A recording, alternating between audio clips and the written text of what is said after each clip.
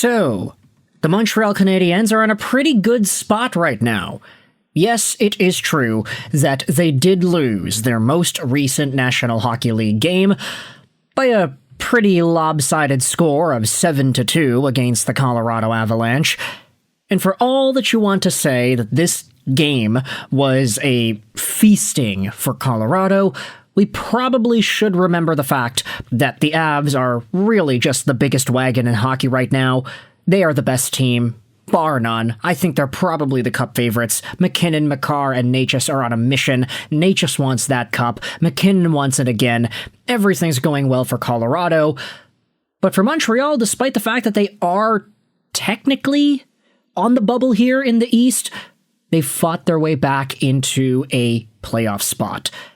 And even though that's the case, you can say that there are players that maybe, probably, would help out this team if they were to be sent over to Montreal. And that is exactly what we are talking about in this video. We're talking about Jordan Kyrou of the St. Louis Blues, a guy that we had made a bunch of videos about earlier on in the summer because before this current season of his contract kicked in, which sees him making $8.125 million a year with, if we open up Puckpedia, we'll see that this year he's got trade protection.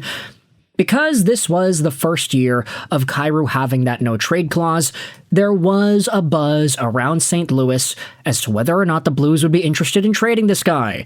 And all reports indicated that Montreal would have been a primary destination. Kyrou is capable of playing center, he is also a right winger, he plays with a lot of speed, and he has been a consistent 70-point NHL player the past few years.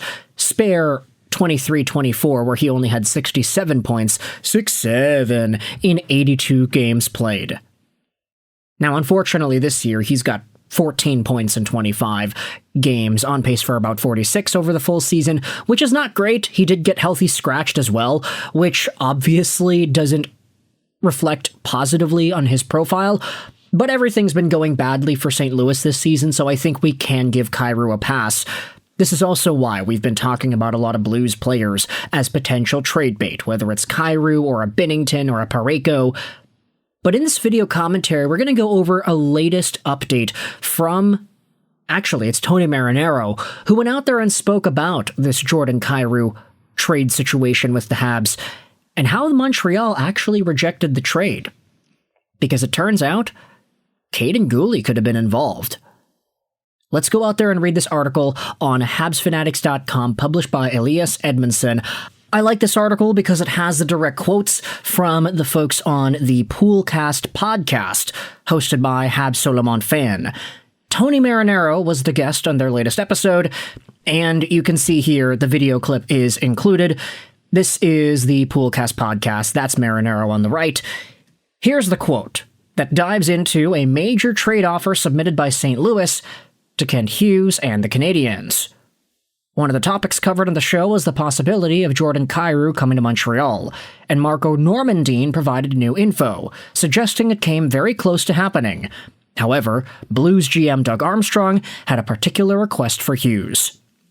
Here is Normandin's explanation. According to my info, the trade that was brought forward with Zachary Bolduc to Montreal in exchange for Mailloux was originally much larger, and also it could have involved Kyrou. However, the two teams were unable to agree on the price for the forward and ultimately decided to stick with Bolduc and Mailloux 1-for-1. Still, according to my information, the price to acquire Kyrou would have been Kaiden Guhle, which GM Kent Hughes refused. This was all talked about on the podcast.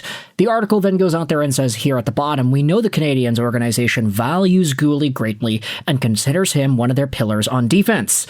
However, he will once again be sidelined for an extended period because of an injury requiring surgery. But Kent Hughes and Jeff Gorton could not have predicted during the offseason that the left-shot D-man would get hurt again after playing only 5 games. Would you have accepted this trade involving Mailloux, Guhle, Bolduc, and Kyrou? Now, I'll just go out there and say this here.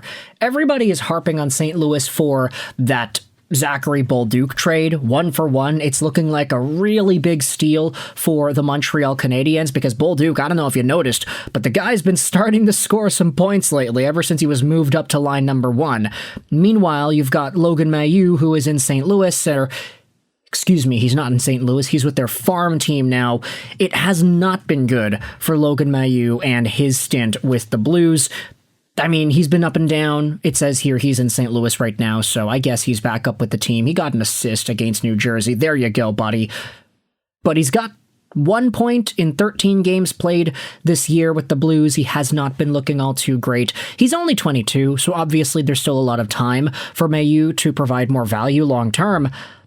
But Zach Bolduc is also 22, and he's a first-line player for Montreal, scoring a whole bunch of points. Yes, he gets hot, and yes, he is not consistent, but he is on pace for 40-something points this season in totality. There is a lot to like out of Zachary Bolduc, especially when the trade price is just Logan Mailloux. But here's the thing. If the full trade instead was Bolduc and Kyrou for Mailloux and Guhle, obviously there's so much more value going over to the St. Louis Blues side, even when you think about just how good Jordan Kyrou is as a player. Long story short, Kaiden Guhle is seen as one of the best young defensemen in the National Hockey League, not because he's going to go out there and score the lights out, but because he is cost-controlled at a very reasonable $5.5 million a year till 2031. He's 23, still really young, and he is a prime shutdown defenseman. Almost everything that you got out of Shea Weber, spare the big booming slap shot, Kaiden Guhle can provide. And it looks like over the long term, he is going to provide even more of that. So if St. Louis was legitimately getting both Mailloux and Guhle, a legitimate top pairing long term, if everything works out well for both of these guys, then obviously you can see how the trade would have looked better for them if that went through. But instead, Kent Hughes said, no, sorry, we don't want to give away Guhle. So St. Louis was like, fine, we don't want to give away Kyrou, and you just got left with Bolduc for Mailloux. But now you're thinking about it like, hey, Kaiden Guhle has only played 5 games for the Canadiens this season. Yes, he was good in those 5 games, but he's just not available. With hindsight, in the short term, would this sort of an acquisition have been better suited for Montreal? I get it, long term, you say Jordan Kyrou is 27, Kaiden Guhle is 23. He's got a lot more years of effectiveness in the National Hockey League. Jordan Kyrou, he's also got a pretty long contract, so he's pretty much going to be there as well, but can Kaiden Guhle and his defensive stability outweigh the positive offensive influence Jordan Kyrou has? I'm not going to really make a decision here on that front, but you're free to go out there and let me know your thoughts as to whether or not you think that's the case. Because if you think that Kaiden Guhle will become a top pairing shutdown defenseman that can just eat up all the minutes that Hudson doesn't need, then okay, you can say this guy could be more valuable than Kyrou. But then again, devil's advocate, Kyrou was a consistent 70-point guy before this season, and if the price would have been Kaiden Guhle, you might have to wonder for if the short term Montreal would have been better off with just getting the player here since Kaiden Guhle has been injured the whole time. I don't know. It's a pretty interesting debate. You can let me know your thoughts in the comment section below. How do you feel about this Kyrou and Guhle thing? The article is going to be linked in the description if you want to go out there and read this Habs Fanatics piece yourself. But for now, Guhle, Kyrou, Bolduc, Mailloux, let me know your thoughts in the comments about these rejected trade talks by Montreal. I hope you enjoyed this video. And bye.